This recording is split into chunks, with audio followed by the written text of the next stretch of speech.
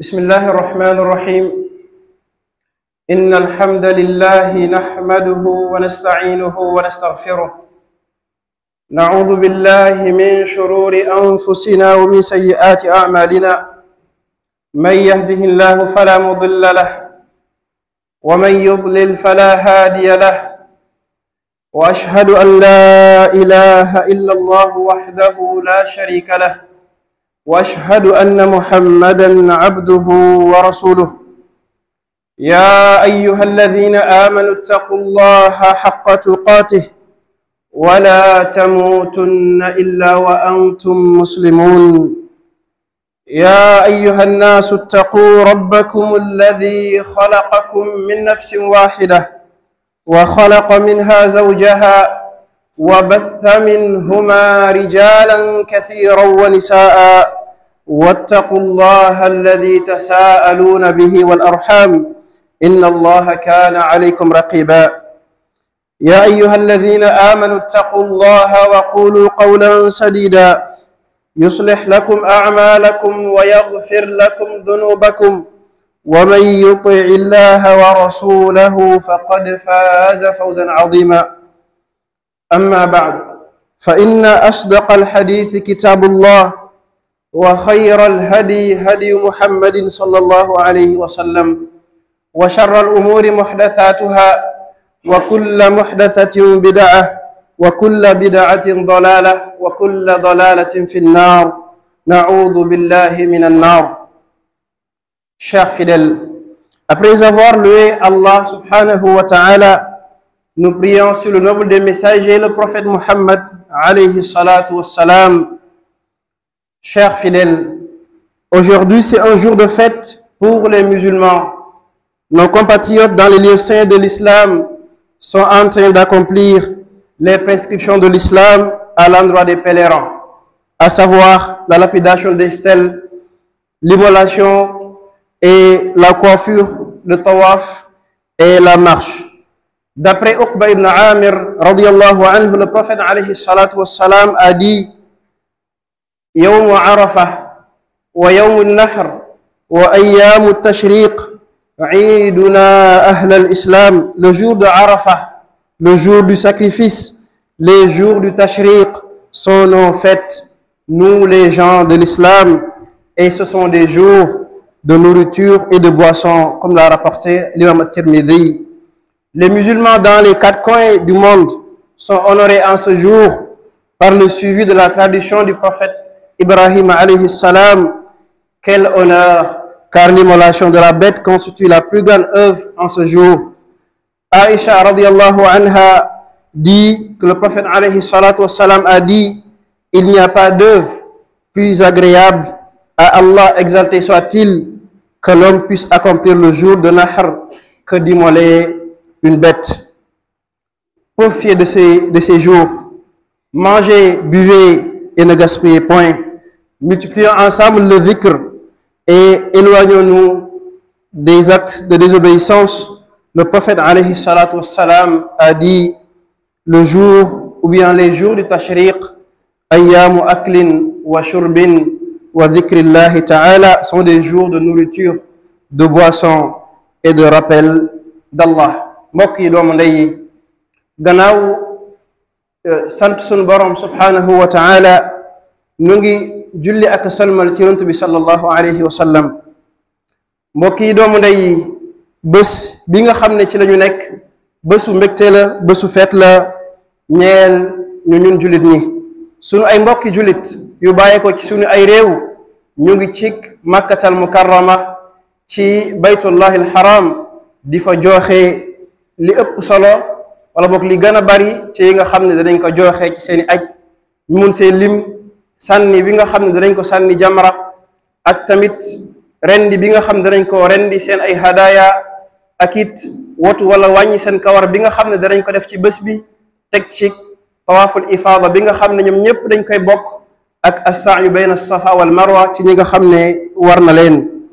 Uqba ibn Amir dafay nettali ci yonent bi sallallahu alayhi wa sallam muy wax ne bés yii nga xam ne ci la ñu nekk te mooy bésu Arafa ñu nekkoon démb,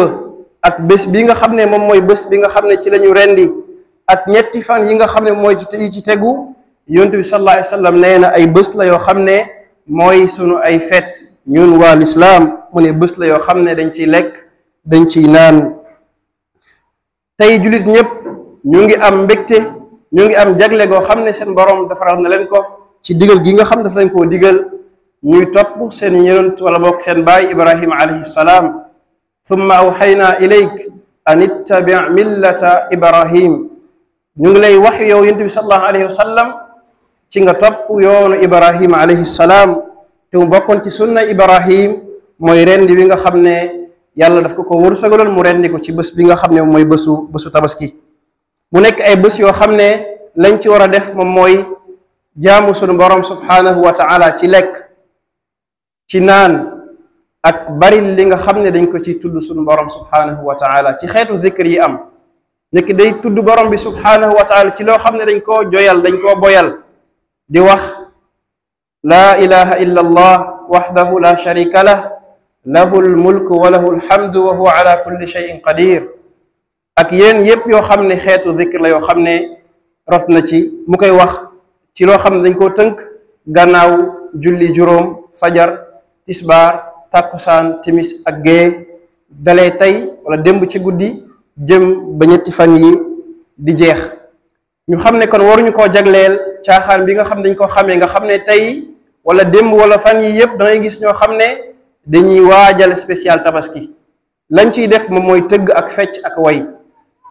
nañ xam ne lislaam nekkut loo xam daf ñu koo digal li ñu lislaam digal ci fan yi bal ci bépp fan yoo xam ne dañ ciy def iid di ci def fête mooy dañoo yoonal liñ nga xam ne amoon na fi déjà te mooy lekk ak naan waaye digal ñu tamit ñu ci gën a bari li nga xam ne dañ koy tudd suñu borom loolu moo xam ñu nekk Makka moo xam ñu nekk feneen foo xam ne du Makka waaye nekkut ay bés yoo xam ne dañ koy jagleel caaxaan hada wallahu a'lam wa usalli wa usallim ala nabina muhammad wa alihi wa sahbihi ajma'in alhamdulillahi ala ihsanihi wa shukru lahu ala tawfiqihi wa imtinanihi wa ashhadu an la ilaha illa allah ta'ziman li sha'nihi wa ashhadu anna muhammadan abduhu wa rasuluhu ad-da'i ila ridwanihi. Chers fidèles, ce dont les musulmans doivent être le plus fiers, c'est de voir en lui le suivi de la sunna du prophète Muhammad alayhi salatu wassalam. D'après Abdallah ibn Amr radiyallahu anhu, le prophète alayhi salatu wassalam a dit: il va arriver à ma communauté exactement ce qui est arrivé aux fils d'Israël. Et certes, les fils d'Israël sont divisés en 72 voix. Et ma communauté va se diviser en 73 voix. Elles sont toutes dans le feu, sauf une. Ils ont dit, quelle est celle-ci qui ira au paradis au messager d'Allah, le prophète alayhi salatu wassalam, de leur répondre, c'est la voie sur laquelle je suis moi et mes compagnons, rapporté par At-Tirmidhi et authentifié par le noble Cheikh Albani. Cheikh Uthaymin dit à propos de ce hadith, le groupe qui sera sauvé du feu désigne les gens qui suivent la voie sur laquelle était le prophète alayhi salatu wassalam et ses compagnons dans sa croyance, dans ses paroles et dans les actes connus du messager d'Allah et de ses compagnons. L'imam al-Khattabi au sujet de ce hadith-là également dit qu'il est sûr et certain que ces groupes-là, qui sont les 72 autres, sont des groupes de l'islam mais qui ont dévié le droit chemin. Chers fidèles, suivre la sunna du prophète alayhi salatu wassalam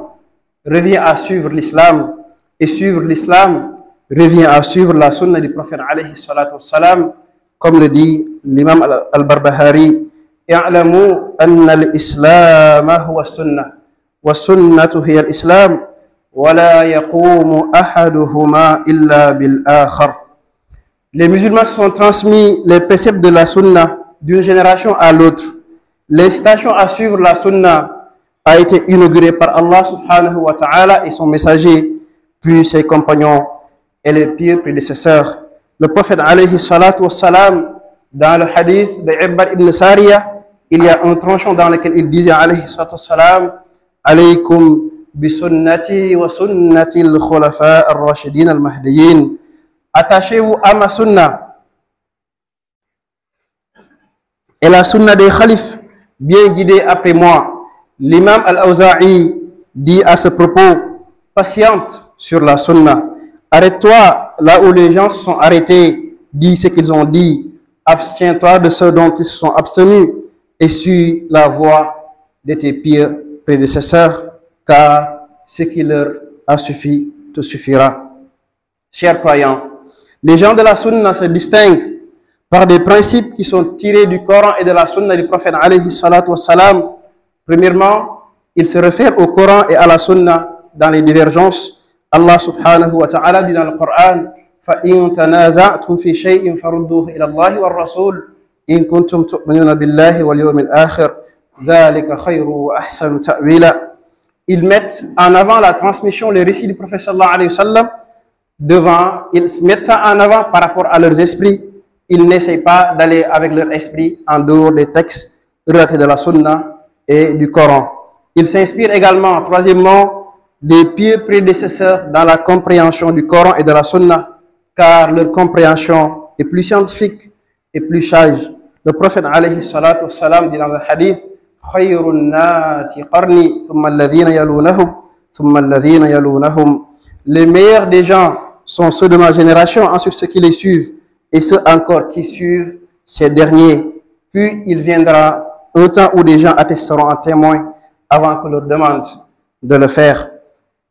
Quatrièmement, ils sont sceptiques dans l'acceptation des récits et des informations au sujet de l'islam, ceci par l'apprentissage des chaînes de transmission, à savoir le isnad. Ils se hâtent à prendre les preuves, même si elles viennent de non-alignés, et ils s'éloignent des polémiques. Et dernièrement, ils sont sur le juste milieu, loin de l'extrémisme, du fanatisme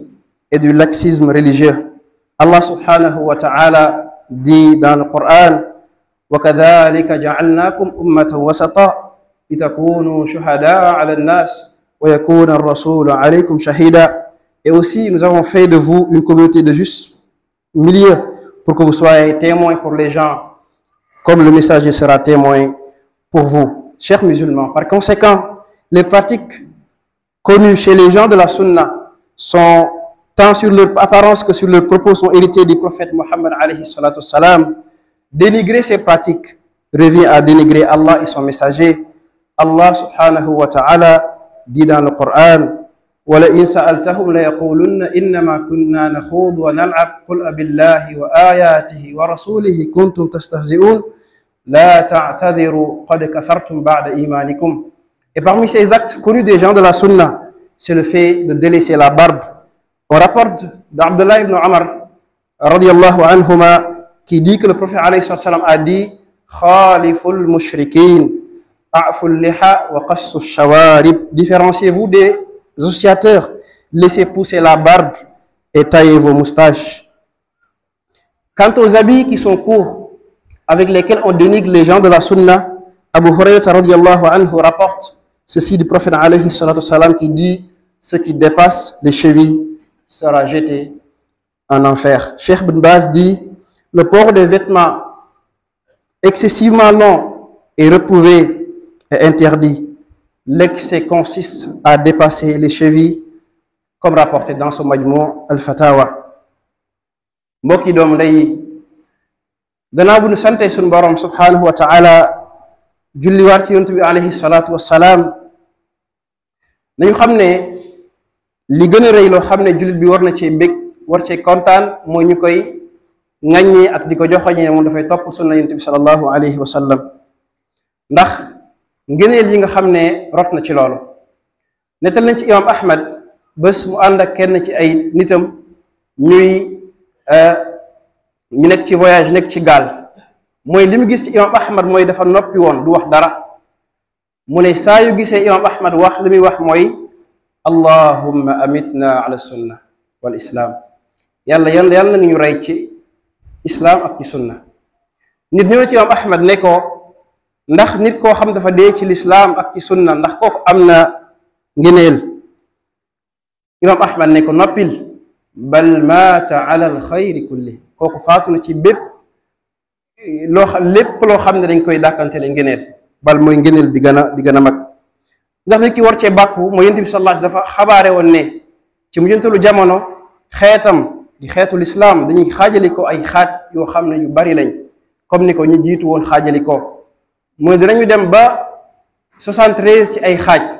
mu ne waaye xaaj yooyu yëpp ak pàcc ak kuréel yooyu yëpp dañuy dem sawara borom xam mi nee nañ yooyu yëpp ci lislaam lañ bokk waaye dinañ jaar sawara ngir bàkkaar bidaa boo xam ne defoon nañ ko borom xam bare di wax ne ci 73 yooyu daf ci am benn pàcc mooy 72 yoo xam ne dañoo réer mu am ci génn ku gindiku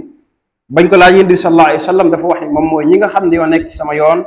man ak ay saxaaba kon képp koo xam ne dañ koy duutee baaraam ne da ngaa topp sunna wala da ngaa def jëfi sunna na nga ci am mbégte na nga ci kontaan ci bul ci am dara loo xam ne daf la ciy metti ñu xam ne mbokk yi topp lislaam dafa yem képp ci topp sunna Yonent bi sallallahu alayhi wa sallam waaye topp sunna Yonent bi sallallahu alayhi wa sallam mooy it topp dëgg-dëgg lislaam benn ci ñoom ñaar du dem bàyyi ba ci des comme ni ko al imaamul Barbahari waxee ci sharh sunna ñu xam ne jullit ñi ba ñuy am ci kaw suuf ba tey dalee ko ci Yonent bi sallallahu alayhi wa sallam ba jon yàlla tey jii dañoo mësti doon dante benn génération jëm ci beneen génération li nga xam ne moom mooy njàngale sunna Yonent bi sallallahu alayhi wa sallam borom bi subhanahu wa taala bokk ci ñi nga xam ne dañoo xërtal nit ñi ci ñu daal topp loolu wax na ci alquran ne assaabiquuna al awwaluun min al muhajirin wal ansar walladina ittabauhum bi ihsan mu ne radiyallahu anhum wa radu an mu ne ñi nga xam ne ñooy jiitu ci ansaar ak ñi nga xam ne ñu ñooy muhaajiruun ñu jóge woon Màkka ñëw Madina mu ne ak ñi leen topp ci nim gën a rafetee mu ne ñooñee yàlla na leen yàlla gërëm bal yàlla gërëm na leen ba pare kon ngir bokk ci ñaan boobu da ngay bokk ci nga xam ne da ngaa topp Yonent bi sallallahu alayhi wa sallam awalan nga teg ci topp saxaaba yi wala nga am déggin bi ñu am ci alquran ak sunna Yonent bi sallallahu alayhi wa sallam xam na ñun ñëpp xadis bi nga xam ne Yonent bi sallallahu alayhi wa sallam daf cee waar saxaaba yi ba saxaaba yi seen xoli jàkk seen ay rongoñ di tuuru ñu ne yow Yonent bi sallallahu alayhi wa sallam waare bii xupp bi ngi ñuy xupp daa mel ni kuy tàggatoo la ñu ne ko kon nañu dénk nañu laaye biir mu dénk leen ay baat awsikum bi taqwallah ak yeneen ci ay baat gannaaw gi mu ne leen képp koo xam ne ci yéen dund na sama gannaaw fa sa yara ixtilaafan kathira dana gis wuute gu jéggi dayoo mu ne waaye fa alaykum bi sunnati mu ngeen jàpp te ngoy ci sama sunna ak sunna yi ñi nga xam ne ñoo ma wuutu te nekk ñoo xam ne dañoo jub te jubal ñoo nga xam ne seen xilaafa demoon na ba 40 ans comme ni ko alayhi salaam waxee ci beneen xadis ngir dooleel sunni bi shaab bi nga xam ne yatamassak bi sunna al imam al awzaa'i da doon wax ne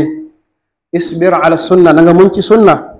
waqif xaytu waqafa al qawm na nga yem fa ñu jiitu woon yem wa qul bima qaalu na nga wax la ñu wax te bu ci teg dara wa kuffa amma kuffu an li nga xam ne dañ koo bàyyi waxuñu ci bu ci musa wax wasluk sabila salafika saalix muy na nga sóobu yoonu salafu saalix te muy mag ñu baax ñu jiitu woon te lim nañ ñooy ñan ñoom ñooy ñetti génération yu jiitu ci lislaam ak képp koo xam ne ñu seen ginnaaw am doxalin ba nga xam ne ñoom doxalee woon nañ ko mu ne lépp loo xam ne doy na ñooñu dana la doy yow it ci seen gannaaw waa sunna dañ leen xamee ci ay mbir yoo xam ne duñ ci guddal bokk na ci yooyu mooy ne bu ñu xuccoowee ak nit seen xuccoo ak werante dañ dellu ci alquran ak sunna comme ni leen ko borom bi subhanahu wa taala digalee bokk na ba ci seeni jagle mooy ne ñoom dañuy jiital la ñu tuxal ci Yonent bi sallallahu alayhi wa sallam waliis di jiital seen ay xel kon duñu wax ne sama xel nettali na ma sàngam ak sàngam duñu wax ne lii laa gis waaye dañuy wax ne lii mooy manhaju salaf lii la salafu saalih wax wa min rasihim annabiyu alayhi salaatu wassalaam ñoom waa sunna dañoo nekk ñoo xam ne dañooy nekk ñu dal dañoo nekk ñoo xam ne dañuy bàyyi xel bu baax lépp loo xam ne indil nañ leen ko ci preuve ngir ñu mën pare pour jël ko waaye nag dañ ciy dimbali ko gëstu nettali yi nga xam ne dañ koy nettali jëlee ko ci ñu jiitu jaaree ko ci al isnaad moo tax kenn ci salafu sa dana wax ne al isnaadu min ad diin wa lawla al isnaadu la qaala man shaa ma shaa mu ne isnaad jàngat seen transmission yi rootal waxu yonent bi sallallahu alayhi wa sallam ak ñeneen ñu dut moom wa xaasatan waxu yonent bi sallallahu alayhi wa sallam mu ne loolu dafa bokk ci diine mu ne bu dul woon loolu rek kon nit day jug askan yonent bi sallallahu alayhi wa sallam loo xam ne waxu ko alayhi salaatu wassalaam ba tey bokkuñ seen jagle mooy ne ñoom duñu ñoo xam ne dañoo mel ni mbuus buy naaw ku ñëw rek dàq werante ka ca des ñu daal di koy topp nit boo xam dafa ñëw indi loo xam ne xamuñu ko woon du sa mën wax moo tax ñu lay gëm du sa am doole moo tax ñu lay gëm waaye gëm gi ñu lay gëm dafay tënku ci ne li nga wax dafa dëppoo ak nusuus sunna yi ku ko wuute ak loo mën a am ci daraja loo mën a am ci kàttan loo mën a am ci am-am duñu ànd ak yow ci loolu mbokk yi doomu ndey yi ci wax yi dañ ci gis ne kon ñi askanoo ci sunna bépp jëf boo xam ne def nañ ko jëf la boo xam ne ñu ngi koy dondoo ci Yonent bi sallallahu alayhi wa sallam waaye duñ fental seen bopp mukk ay jëf boo bàyyi xel la ñuy wax ak di ko taral ci jëmmi fent nga xam ne kon lépp la ñu def rek dañ ko rootee ci Yonent bi alayhi salaatu wasalaam ñu jaarale ko ci ay chaîne de transmission yu wóor ba ñu leerlu ne Yonent bi sallallahu alayhi wa sallam moo ko wax wala moo ko jëf wala moo gis nit di ko def daal di koy bàyyi ci loolu te pour xam ne ñoom dañoo am identité boobu boo demee seen jàkka ñoom ñooy ñi nga xam ne dañuy sax ci di fa amal ay dars ay cours islamique néew na fooy dem Dakar ci wala boog ci yeneen barab nga gis ñu fa jàngale régulièrement xam-xam fekk jàkka jooyu du jàkka sunni ñoom dañ yàlla da leen def ñu ràññeeku ci fexe ba nga xam ne jàngale dañ ciy nekk daa iman balit boo demee ci milieu scolaire yi fépp foo munti dem ñoom ngay ràññee ñu ràññeeku ci bàyyi xel seen diine kon ñooñu xam nga ni seen bépp jëf boo xam ne dañ koy def nekk na jëf joo xam ne dañ ciy bàyyi xel la lislaam digle ak Yonent bi sallallahu alayhi wa sallam digle bokk ci jëf yooyu nga xam ne dañ koy def mooy bàyyi seen sikkim Yonent bi sallallahu alayhi wa sallam dafa amoon sikkim alayhi salaatu wasalaam yemut ci loolu waaye mu wax ci waxam ci ay riwaay yu bari muy na ngeen wuute ak yahudi ak nasaara yi muy na ngeen wuute ak ñi nga xam ne dañuy bokkaale yàlla muy na ngeen bàyyi seen ay sikkim mu ne na ngeen daal di wàññi seen ay naanukaay te mooy yu nekk fii kon wa maada baada alxaqi illa dalal moo tax imam ibnu hazm al andalusi dafay wax ne boroom xam-xam yi dañoo dëppoo ci wax ne dañoo tere nit ki di daal di dañal mboolem sikkimam mooy loolu dañ koo tere te ñoom ñëpp dañ cee dëppoo amu ci benn wuute buñ ci am li jëm ci seen yére dangay gis ne léeg-léeg am na ay mbir yu bari yoo xam ne dañ koy fësal dinañ ko ci attaqué nga gis koo xam ne day gis nit bu sol yére boo xam ne dépassé wut cheville bi ndax loolu mooy xadd bi ñu wax ne seen kër dafa taa wala boog dafa am leen ak leen lu am fekk ne sunna Yonent bi sallallahu alayhi wa sallam Yonent bi sama moo wax ne lépp lu weesu dojoor yi ci ay yére nit ki ci benn riwaaya mu ne ci sër nit ki ngir màndu mu ne loolu ci sawar lañ koy dañale